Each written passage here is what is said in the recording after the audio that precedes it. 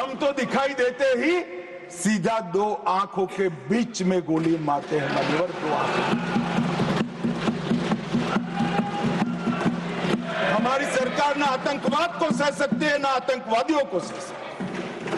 कोई जगह नहीं है देश में अब देश के नागरिकों के साथ खून की होली खेलने वाले।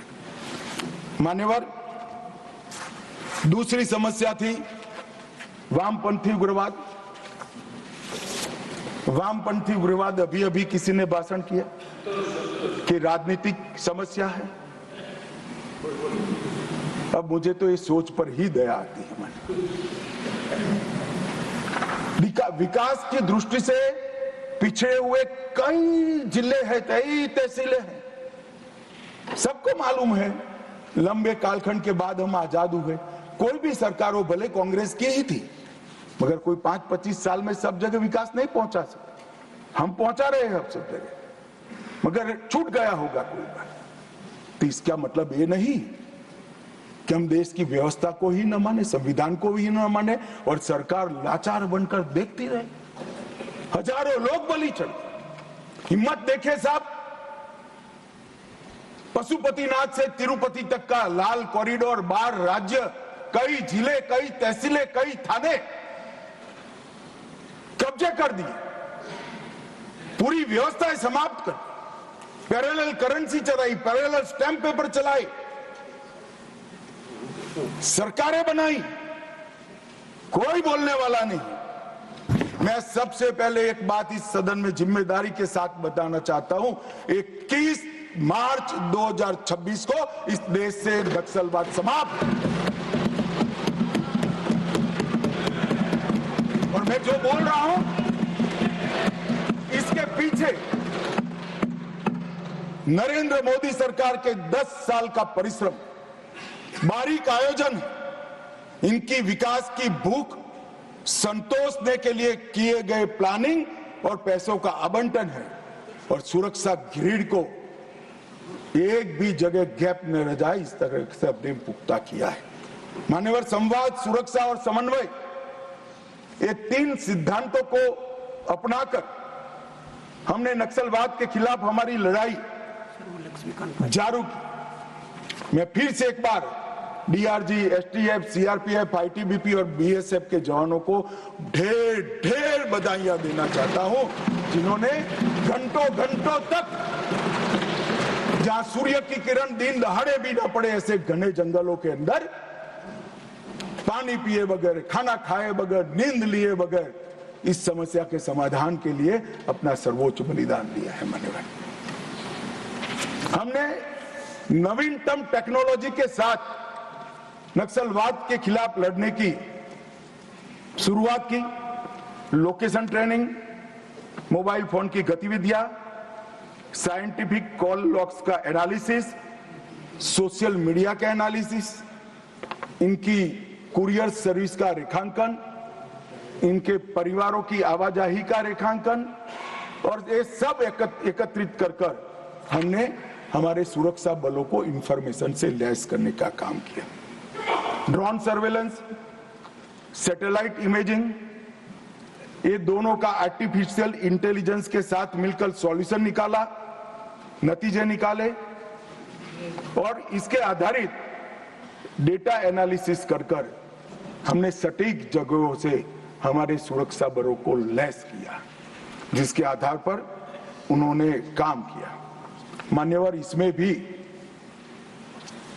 मैं कांग्रेस के शासन और हमारे शासन का कंपैरिजन देना चाहता हूं। कोई ऐसा ना समझे कि मैं कांग्रेस का क्यों दे रहा हूं। 10 साल के बाद मेरी जगह कोई और भाजपा का गृह मंत्री आएगा तो आपका नहीं देगा, हमारा और हमारा करेगा। हमारे पहले आप थे इसलिए आपका कर रहा हूं भैया।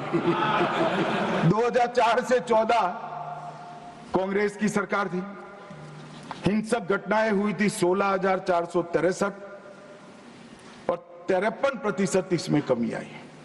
सुरक्षा बल मारे गए थे 1851, अब 10 साल में मारे गए 509, 73% की कमी।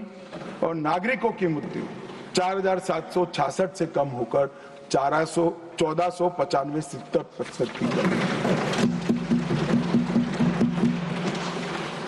मैं दो शासन एक ही जगह पे एक ही कालखंड में अलग अलग विचारधारा के होते हैं तो कैसा परिणाम आता है, इसके नतीजे बताना चाहता हूं। मेरी बात कुछ सदस्यों को ठीक नहीं लगेगी, मगर नक्सल को पॉलिटिकल समस्या समझने वाले शासन जब होता है तब क्या होता है, और विकास के साथ साथ सुरक्षा की दृढ़ता के साथ काम करने वाला शासन आता है तो क्या होता है। 2023 दिसंबर में छत्तीसगढ़ में शासन बदला, भाजपा की सरकार। इसके बाद मान्यवर एक ही साल में 380 नक्सली मारे गए, इसमें कल के 30 जोड़ना बाकी है। 1045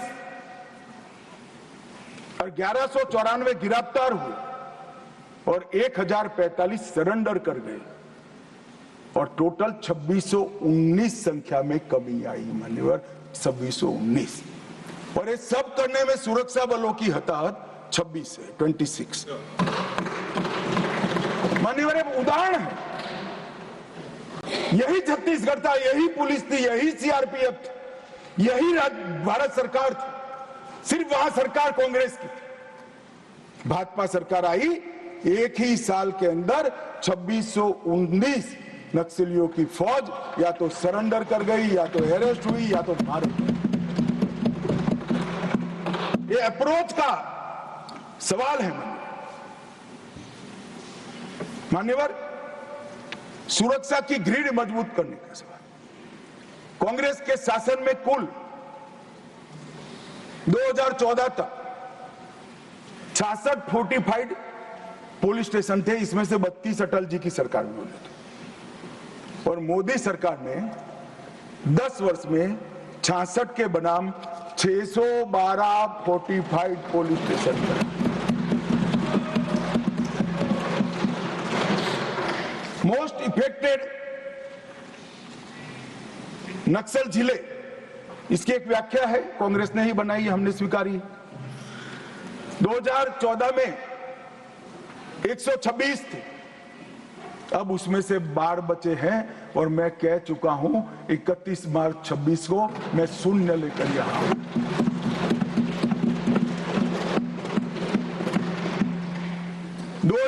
में नक्सल घटनाएं घटी है ऐसे पुलिस स्टेशन 330 थे, अब सिर्फ 104 रह चुके हैं। नक्सल प्रभावित क्षेत्र में 18,000 स्क्वायर किलोमीटर से ज्यादा था, अब 4200 स्क्वायर किलोमीटर बचा है मतलब। और नाइट लैंडिंग हेलीकॉप्टर हेलीपैड्स एक भी नहीं थे, हमने 68 बनाए हैं। कैंपों की खुलने की संख्या दयनीय है, मैं बताना नहीं चाहता क्योंकि बातें विदेश में भी जाती है, मगर हमने 5 ही साल में 302 नए सुरक्षा कैंप खोलकर पूरे एरिया को सुरक्षा की